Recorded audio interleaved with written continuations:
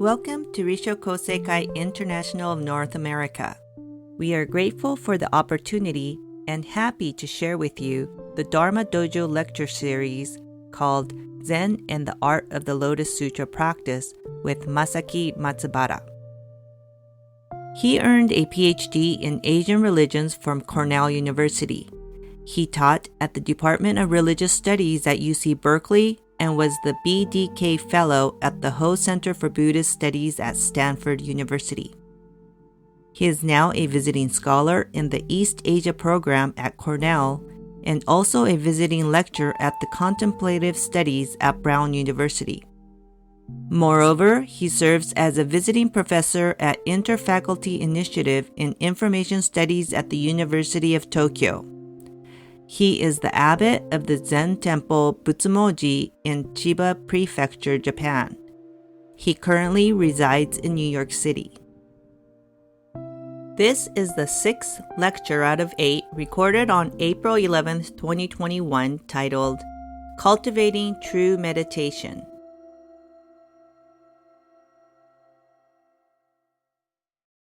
Good afternoon and good evening. I hope everyone's staying safe and healthy. And here in New York, it is very cloudy and raining.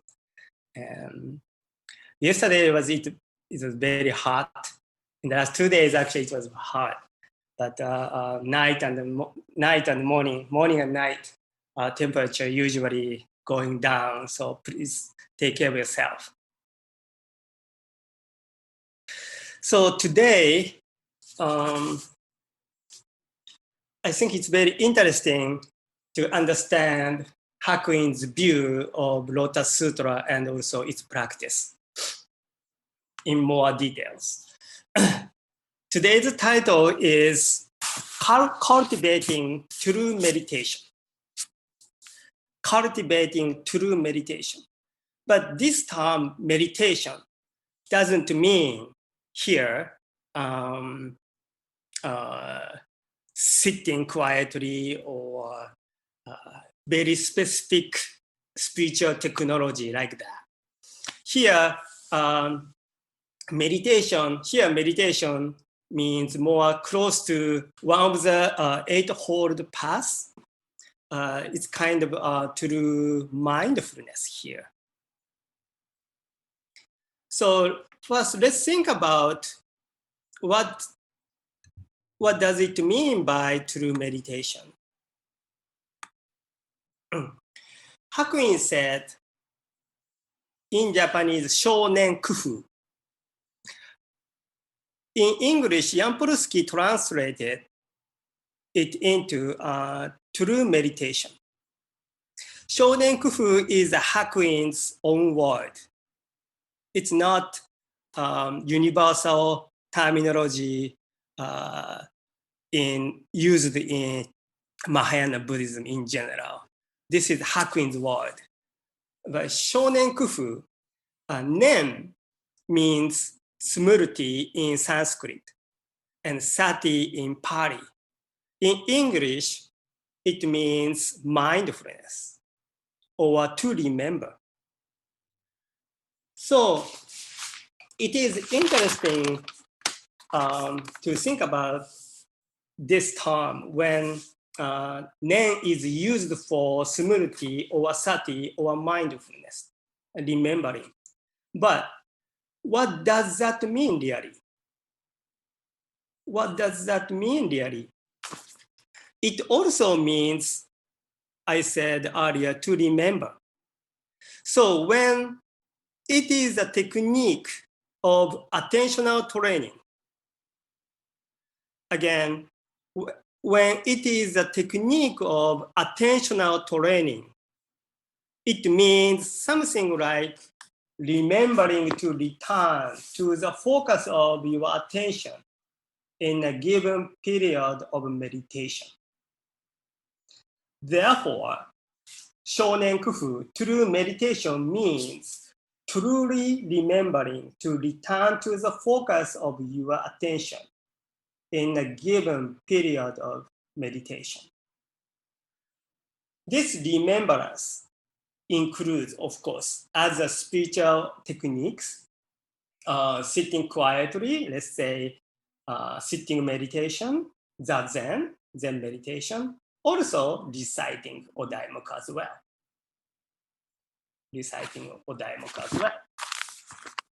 So today, we will think about this term, shonen kufu, true meditation. In other words, how we can use true meditation in our daily life. How Hakuin emphasize the importance of true meditation and how it is possible to practice for us. Let's think about those questions. Let me start with brief review of Hakuin's understanding of Myoho Renge Kyo, the Lotus Sutra. This is the same panel from the previous weeks. For Hakuin, Lotus Sutra is a sutra on mind. He says the 5 characters in its title, Myoho Renge Kyo, are reduced to the 2 characters Myoho, wondrous law, and the 2 characters Myoho return to the one word mind, in Japanese, kokoro. Here, in this Buddhist context, or let's say a Mahayana context, mind, kokoro, means Buddha's mind. Buddha's mind means in Japanese, bushin. And in the Mahayana context, bushin means, or bushin is identical with idea of Buddha nature, busho. So when the Heart Sutra, Lotus Sutra, when the Lotus Sutra talks about Buddha's mind, bushin, it means also Buddha nature, busho. In fact, in the end, Hakuin said this: outside the mind, there is no Lotus Sutra. And outside the Lotus Sutra, there is no mind. What Hakuin wants to say here is that the Lotus Sutra is a sutra on mind. Mind identical with the Buddha nature, that is the main topic of the Lotus Sutra. So then our question is, what does it mean by Buddha nature? And how it is possible to train it? In Zen tradition, the tradition calls Busho as seeing one's own nature. Seeing one's own nature, which means literally in Japanese, kensho. So seeing one's own nature means finding one's Buddha nature. Seeing one's own nature means finding one's Buddha nature. And those 2 things are the purpose of cultivating true meditation, shonen kufu. In other words, seeing one's own nature and finding one's Buddha nature, those are the same thing. That is the purpose of why we sit quietly, why we recite sutras, or why we recite Odaimoku, shonen kufu techniques. Then our question is, how we can train it? When is the best time to do it? Hakuin said, it's very interesting idea. Hakuin said, techniques of shonen kufu or true meditation can be best conducted in our daily life, not necessarily in a temple or in the middle of the mountain. We don't need to go there. Every single moment of our everyday life can be a time, best time for conducting, cultivating true meditation techniques. In fact, Hakuin said this: practice concentrated in activity is 100, 1,000, even 1,000,000 times superior to practice done in a state of inactivity. Again, practice concentrated in activity is 100, 1,000, even 1,000,000 times superior to practice done in a state of inactivity. The term practice concentrated in activity means in Japanese, dochu no kufu. You can say meditation in activity. Meditation concentrated in activity. That is a dochu no kufu. Opposite from that, the practice done in a state of inactivity. That means in Japanese, dochu no kufu, jochu no kufu.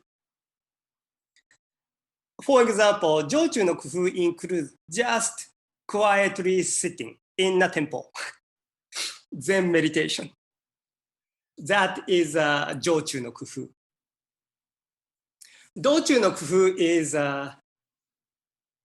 the practice found in our actions, in our everyday labors, when we are cooking, when we are cleaning, when we are walking, when we are speaking, when we are walking,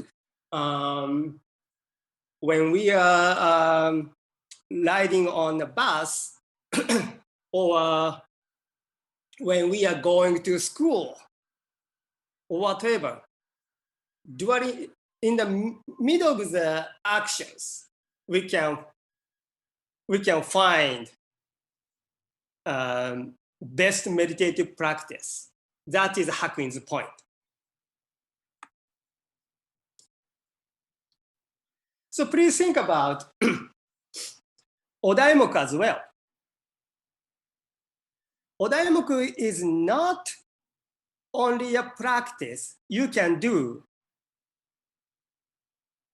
in a kyokai or a temple. You can do Odaimoku when you are walking.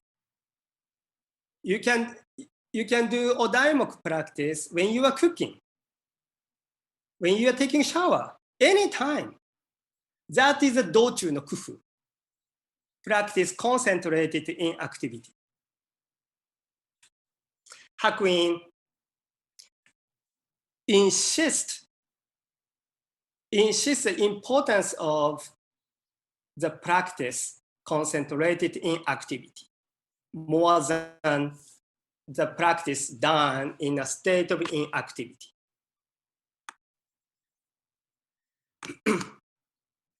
For example, Hakuin said this. Is there someone who can volunteer to read this? Sure. Thank you. Meditation in method of activity is immeasurably superior to the quietist approach. I'm not trying to tell you to discard completely quiet quietistic meditation and to seek specifically for a place of activity in which to carry out your practice. However, for penetrating to the depth of one's own true self-nature and for attaining a vitality valid on all occasions, nothing can surpass meditation in the midst of activity. Thank you. Thank you for reading this, Cornelia, for your volunteer. This is very direct voice from Hakuin. Here, Hakuin said, meditation in the middle of activity. That means in the previous panel, he said the practice concentrated in activity. Those two are same meaning, just different translators. This was translated by Jan Polsky. The earlier one was translated by scholar Wardell Norman. So, but basically same thing. For example, quietistic meditation. That is Jan Polsky's translation for Wardell, a practice done in a state of inactivity. So Hakuin clearly said, interestingly, meditation in activity is much superior than the practice in inactivity. So here is an example. For Hakuin, just sitting quietly in a temple, that is important, of course, but working outside, our physical labors, those are much more important and better works than just quietly sitting in a temple. So that is Hakuin's point. That is Hakuin's point. In fact, it is interesting examples of when we look at thousands of Zen texts, especially focusing on Rinzai Zen, because those texts uses koan practice. Do you remember koan? Koan.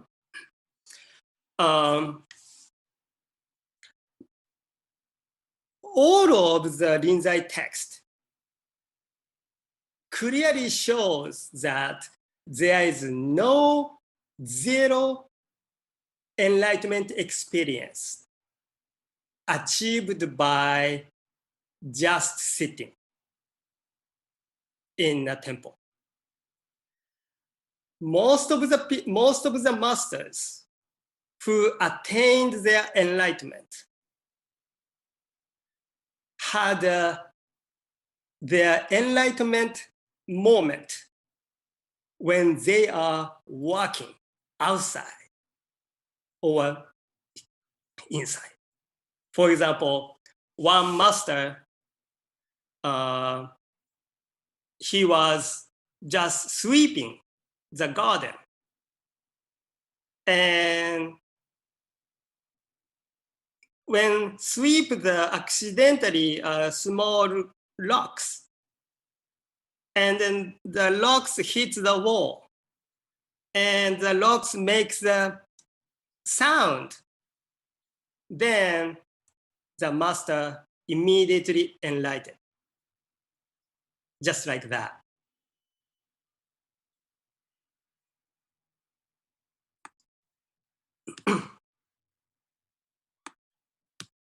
Can you say that again, please? For example, Just the part with the rocks and the master. yeah. So one master was sweeping a garden, and accidentally the master swept the small rock, and that rock is hit to a wall. And of course, there was a sound. And with that sound, the master achieved his enlightenment. It's not just sitting like this, and then finally, aha. We have never seen such a story in thousands of Rinzai Zen texts in the past. And next one. The Hakuin said, the power of the wisdom attained by practicing meditation in the world of desire is like the lotus that rises from fire. It can never be destroyed. This does not mean that one should sink into the world of desire. What I am saying is that even though one is in the midst of the desires and the objects of the senses, one must be possessed of a mind receptive to purity, as the lotus is unstained by the mud from which it grows. I think most of you very familiar to the metaphor of the lotus. The lotus is growing up from the mud. But here, it's very interesting metaphor of the lotus that rises from fire. Obviously, fire is used for representing the desire. We can see every day. So for Hakuin, in the middle of such desires, if we really do shonen kufu, true meditation, that has a lot of power to bring. For him, that is a true meditation. So, directly or indirectly, Hakuin is saying here the importance of practice in our daily life. Our daily life is the best platform for our bodhisattva path. That is Hakuin's point.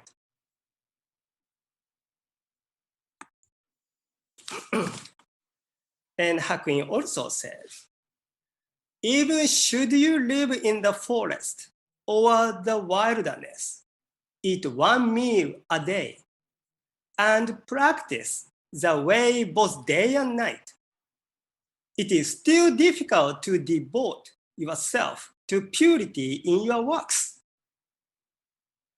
How much harder must it be then for one who lives with his wife and relatives amid the dust and tumults of this busy life?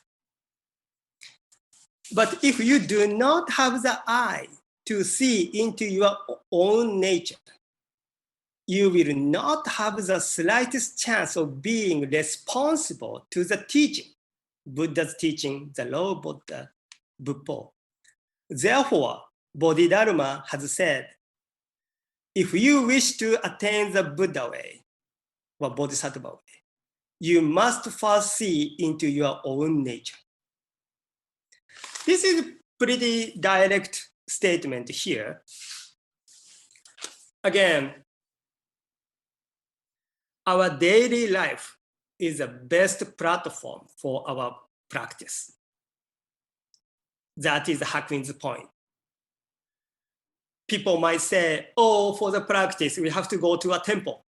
Oh, we have to retreat in a mountain. No. Your place be here now in our daily life, that is the best place to practice. That is Hakuin's point. Whatever the conditions are, even whether monks or lay people, forest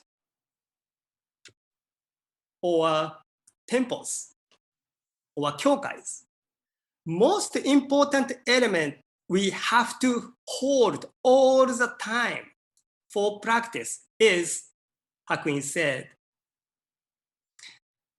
having the eye to see into your own nature. You have to have strong aspiration for seeing into your own nature. Strong aspiration for finding your own Buddha nature. That is the highest motivation, most important element to conduct our bodhisattva path, bodhisattva practice. Lay people, monks, doesn't matter. Temples, kyokais, in the middle of the mountains, in the middle of the city, it doesn't matter.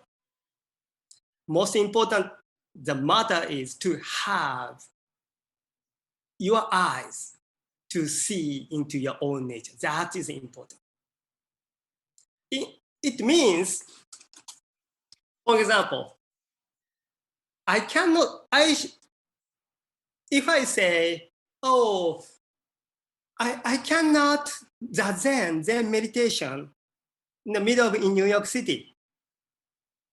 I have to go back to my temple in the middle of the mountain. That's wrong. Meditation in New York City, meditation in Tokyo, meditation in Ithaca, meditation in San Francisco, meditation in Hokkaido, meditation in Tokyo, all the meditations are same. More examples can be given.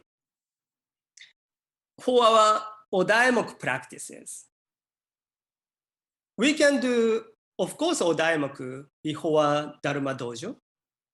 Of course, we can do at kyokais, but we can also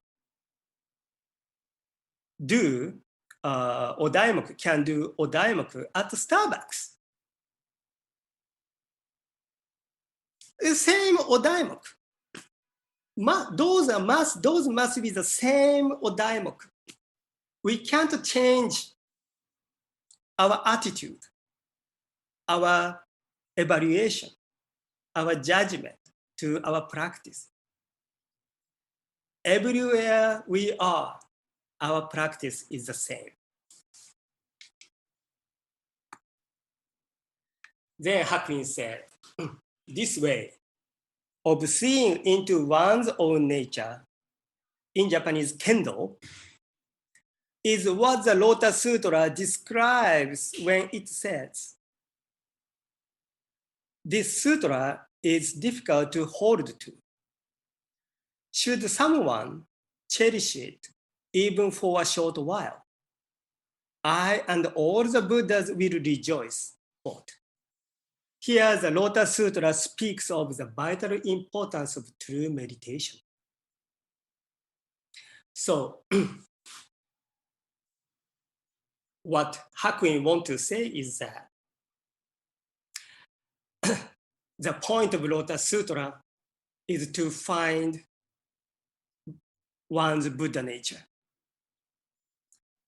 And the practice can be found in our daily life. Let me go back quickly the previous description. One thing I forgot to mention, which is very important. Here, it seems like Hakuin supporting lay people's practice, right? Lay practice. This is true. Hakuin wants to say, monks are not only people who can conduct bodhisattva practice. Lay people can also do. So this is Hakuin's strong support for lay practice. So please just remember that. Now, Hakuin said, Lotus Sutra has a good example. And now I want to show the example. For example, Lotus Sutra, chapter 21, it says, world honored one. After the Buddha has passed away, we will widely expand this sutra. Why is this? We ourselves also wish to attain this truly pure great teaching in order to receive, embrace, read, recite, expound, copy, and pay homage to it. This line is very important and very famous. And actually, you can see very familiar line like this throughout the Lotus Sutra. Lotus Sutra recommend you to receive the sutra, embrace the sutra, read the sutra, recite the sutra, copy the sutra, and pay homage to the sutra. There are 2 points we have to make sure here. One is that receiving the sutra, embracing the sutra, reading the sutra, reciting the sutra, copying the sutra, paying homage to the sutra, expounding the sutra, all the purpose of these practices as the purpose of these practices is to find your Buddha nature. That is the one point. Second point is that basically you need to practice without any interruption. You have to continue to practice receiving, embracing, reading, reciting, expanding, copying, and paying homage to the sutra, which means you have to continue to practice the sutra all the time. Those 2 are important things to be pointed out. Then, big question here. Can I ask someone to read this? Yes. How can one penetrate to the true face of the lotus? What is being pointed out when we speak of the true face of the lotus? It is the wondrous law of the one mind, with which you yourself are endowed from the outset. It is nothing more than to see into your own mind. Rather than read all the works in the Tripitaka? Thank you. See the true lotus once. Rather than build countless treasures, stupas, see the true lotus once. Rather than make 1,000,000 statues of the Buddha, see the true lotus once. Rather than master the mysteries of the 3 worlds, see the true lotus once. Rather than adhering to the view that holding the yellow scroll with its red handles is the practice of the Lotus Sutra, see the true lotus once. Rather than recite the Lotus Sutra 1,000,000,000 times, see the true lotus once with your own Dharma eye. This is truly a lofty statement of complete truth and instructability. How can we obtain this true lotus? If you are a practitioner of the Lotus Sutra, then you must devote yourself into lotus samadhi, despite happiness and pain, sadness and joy, whether asleep or awake, standing or reclining. by reciting without interruption the title of the sutra alone, reverence to the lotus of the wondrous law, Namo Myoho Renge Kyo. Recite it without ceasing with intense devotion, and continue your constant recitation. This is the true meditation for you. This is the true meditation for you. You will see right before you, in the place where you stand, the true face of the lotus, and at once your body and mind will drop off. The true, unlimited, eternal, perfected Tathagata will manifest himself clearly before your eyes. Thank you. Thank you, Margot. Thank you. So this is very important and very interesting description of Hakuin's understanding Lotus Sutra.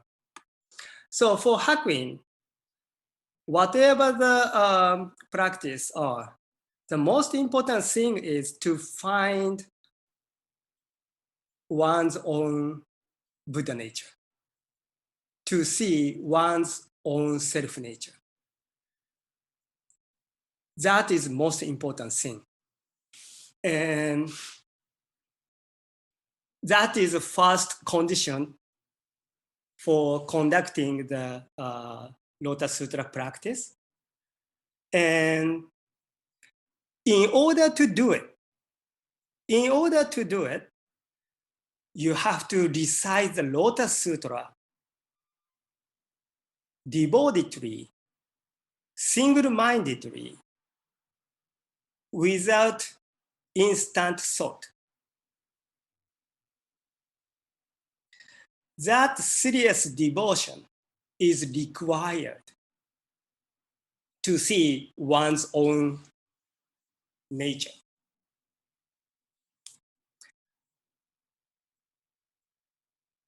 And in the end, Hakuin said that when you enter the lotus samadhi, let's say high concentration of reciting the sutra, Odaimoku, your Buddha nature will automatically will be appearing in front of you. In such a high concentration, you will recognize the nature of your Buddha nature.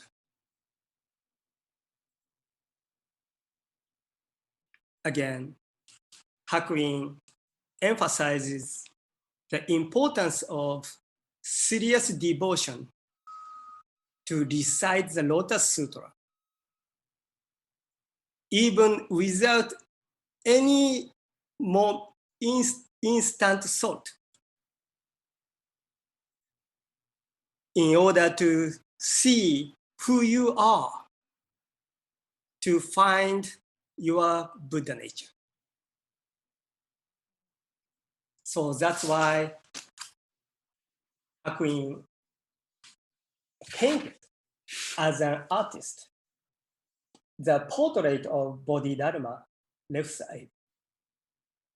Hakuin produced many pieces of Bodhidharma paintings like this.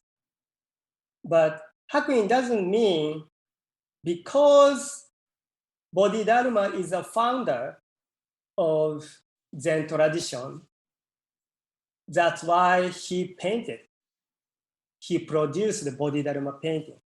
That's wrong. The reason Hakuin painted the Bodhidharma is, look at Bodhidharma's eyes. It's very strict, very strong. We have to have such strong, serious devotion to a practice, true meditation, like Odaimoku, or sitting meditation, whatever. This serious face of Bodhidharma we can see, we can find, is represented as how important we have to devote ourselves seriously, devotedly to Odaimoku practice or true meditation. In order to do that, Hakuin give advice that is the right side again. He said, practice concentrated in activity is 100, 1,000, even 1,000,000 times superior to practice done in a state of inactivity. You don't need to wait to have a retreat. You don't need to wait a time to go to a temple or a church or a kyokai. Be here now. The place you are standing right now, that is the best platform for your practice. Be here now is a platform. Hakuin said, Emi-san, can you read this? Yes. Just under all circumstances, cast aside all things. Become without thought and without mind and intone. And end in tone. Namamyo Horenge Kyo. Namamyo Horenge Kyo. Reverence to the lotus of the wondrous law. If you think that this old monk has any Dharma principle better than this to write of, you are terribly mistaken. Namamyo Horenge Kyo, reverence the lotus of the wondrous law. Although this long, tedious letter may be difficult to read, please show it to others at your hermitage. I have written it in the hope that it will also serve as the almsgiving of the Dharma. I wish that you will, without fail, see the ultimate principle, the wondrous law of your own mind, with the wish that you will continue to intone ceaselessly the title, Namamyo Horenge Kyo, reverence the lotus of the wondrous law. It is very powerful and interesting description. Again, Hakuin is a Zen master, but at the same time, Hakuin is a devoted practitioner of the Lotus Sutra. From this description, it is clear that Hakuin used at his temple for his practitioners, used Lotus Sutra or Daimoku practice as well, because it worked better, probably. And Hakuin insists that we need to continuously practice Nammyo Horenge Kyo, Nammyo Horenge Kyo, single-mindedly, without any instant thought. Nammyo Horenge Kyo, Nammyo Horenge Kyo. Thank you very much. So I have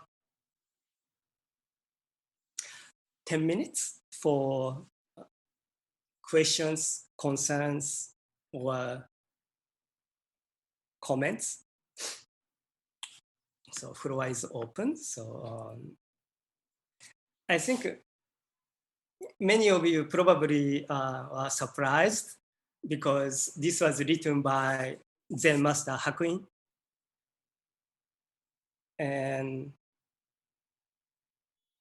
But the description showed how serious Hakuin was as a Lotus practitioner. Excuse me. Yes. I have a question, please. I may be totally out of line, but I'm still thinking this is wonderful about Daimoku. I still have that thought of that one hand making the koan. They use, yes, the one hand, the sound of the one hand. And I had thought, and I maybe not in the right place, but I'd like to ask you if this is I was, your opinion of what I thought. I'm sorry, there's a lot of noise here. My husband had a stroke about, it's been 4 years ago. And he was very lucky. We were very fortunate.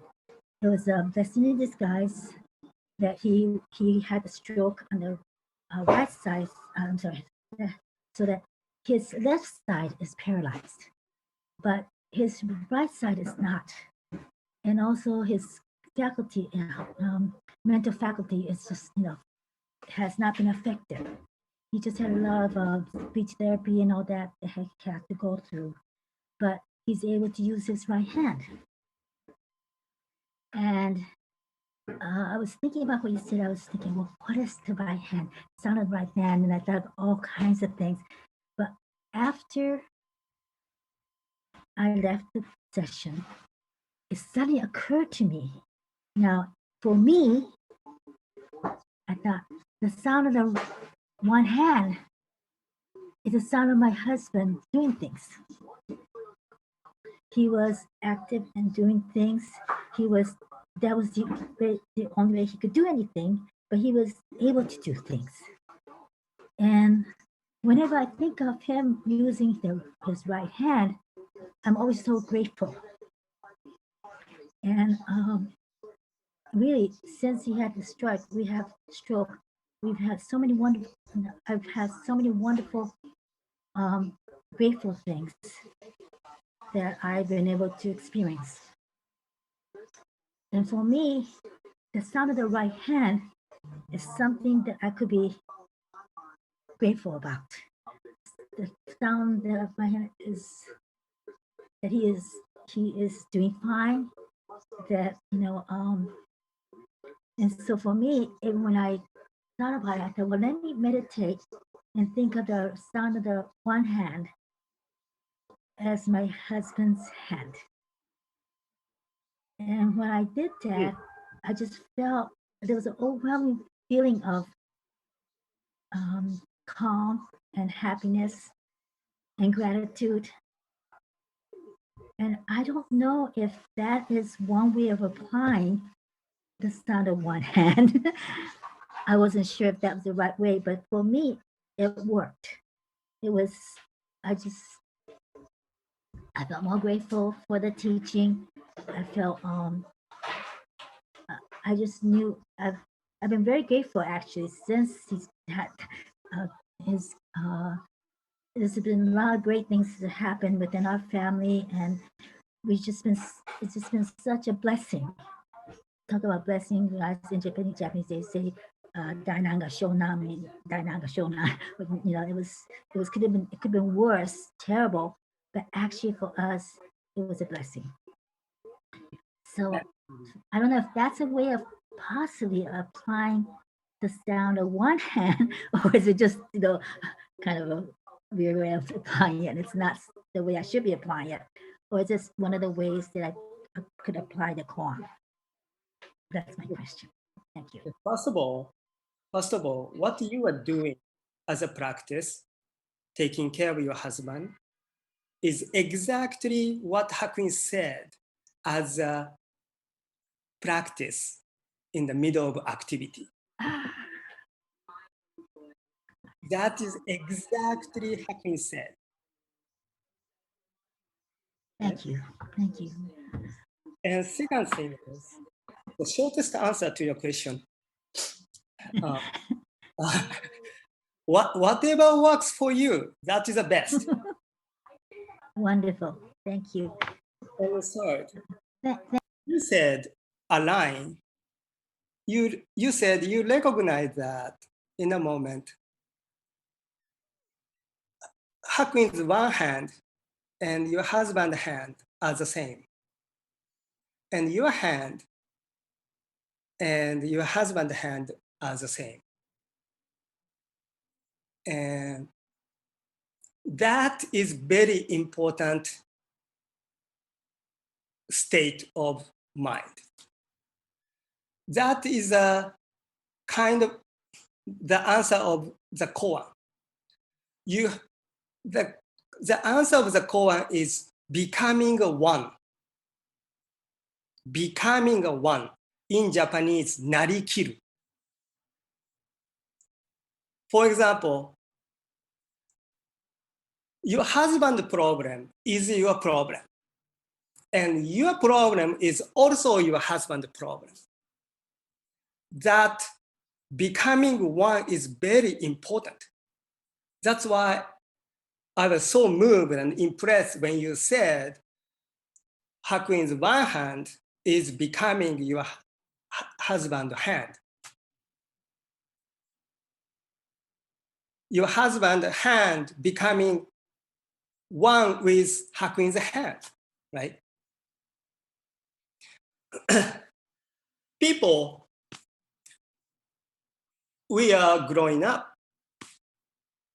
As we have more experiences, we have educations, we have a lot of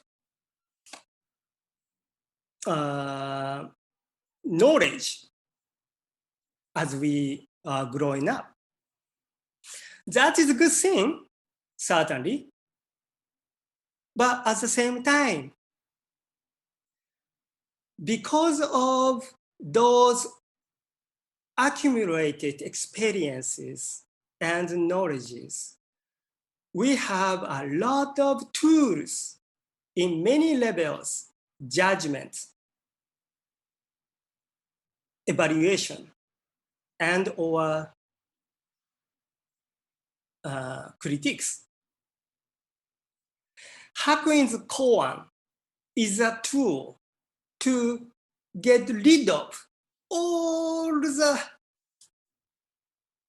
accumulated so far knowledges and experiences in many levels, and try to go back to our days as a child, like a babies.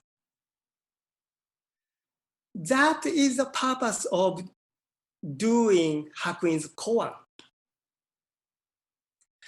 When you are asked Hakuin's koan, maybe you immediately start to think about the answer logically. What does it mean? How can I make a sound? What does it mean? Is it possible to stop the sound? We try to use all our experiences and knowledge to answer the question. But at the same time, those all the experiences and knowledges interrupt our pure mind, inherently programmed. So Hakuin's koan is basically to get rid of all other extra thinking. Try to become one with the sound of the one hand. Narikiru with the sound of the one hand. That is the answer. You don't need to think about how can I get the sound? What's the sound? Is there any color on the sound? You don't need to think about it. Just becoming a one with the sound of the one hand. This is an idea of Lotus Samadhi. When you are single-mindedly reciting Odaimoku, your mind is becoming one with Odaimoku. That is the purpose of Odaimoku.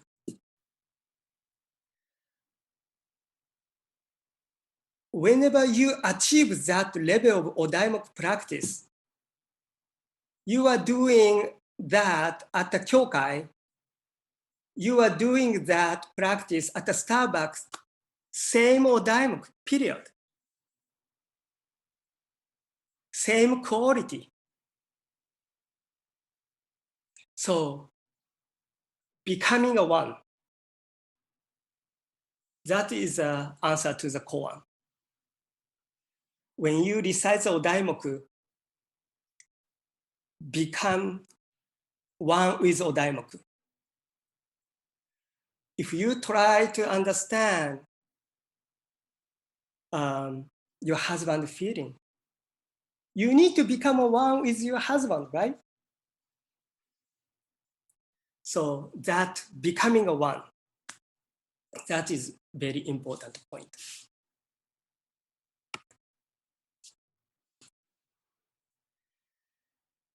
Sorry, I talked too much, I think. I think because it's very good question, so time flies. So, yes, Diane, yes? Yes, this is Roger. I think of Nichiren as being the primary proponent of the use of the Odaimoku. Who came first, Nichiren or Hakuin? That's a history question, I guess. I'm not aware of that. First of all, Nichiren is a 13th century Buddhist monk. Hakuin is a 17th, 18th century. I think Hakuin said in Hakuin's time, many people,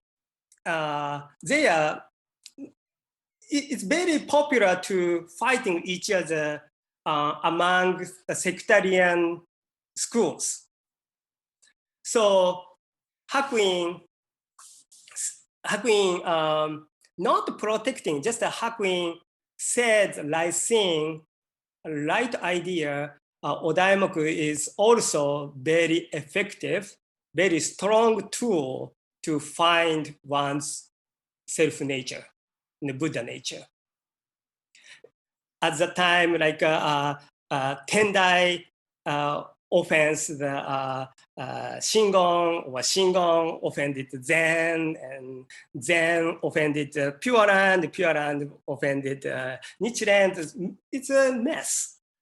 So Hakuin tried to have his fair view, and Odaimoku is basically the same practice. And it's very powerful practice, he said. Okay, so give me 1 minute for doing meditation. So straighten your back and take a deep breath. Slowly breathe in and much more slowly breathe out. Slowly breathe in. Much more slowly breathe out. Here as well, we are single-mindedly focusing on breathing in, breathing out. Single-mindedly focusing on breathing in, breathing out.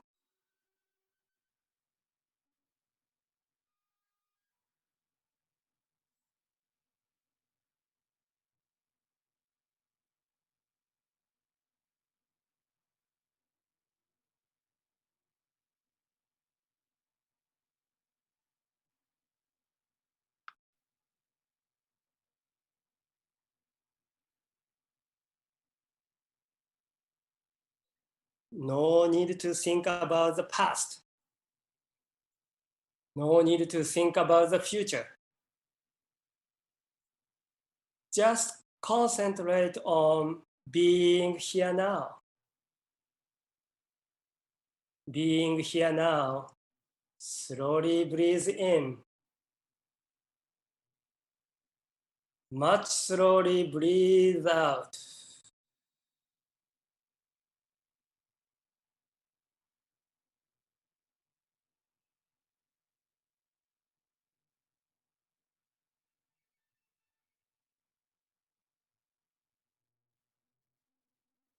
We don't need to think about what happened in this morning. We don't need to think about what's going on. Just concentrate on being here now.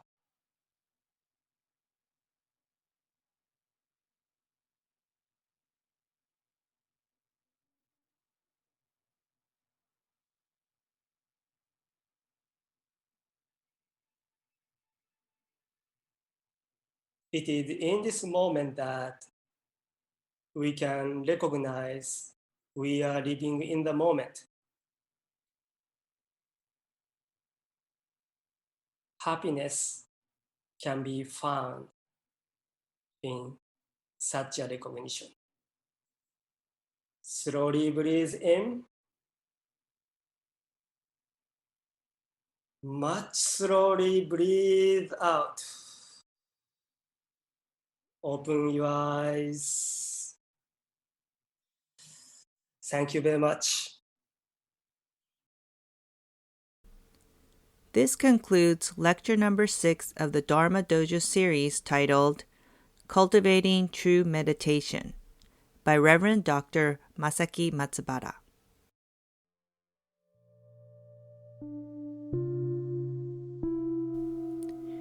Risho Koseikai International of North America offers classes on Buddhism, free lectures, hosts online gatherings, and practices chanting. Be the first to know by signing up for our weekly newsletter at www.arkina.org. We are a nonprofit Buddhist organization and is supported entirely by your contributions. You play a key role to help us spread the Dharma. Your generous donations and memberships support us in bringing you more interesting and inclusive events and programs that shares the Dharma for all. If you have any questions or topic requests for a future podcast show, please reach out to us at info@arkina.org. We would love to hear from you. Thank you very much for listening and being part of the Risho Koseikai global movement to bring peace to our families, communities, countries, and to the world.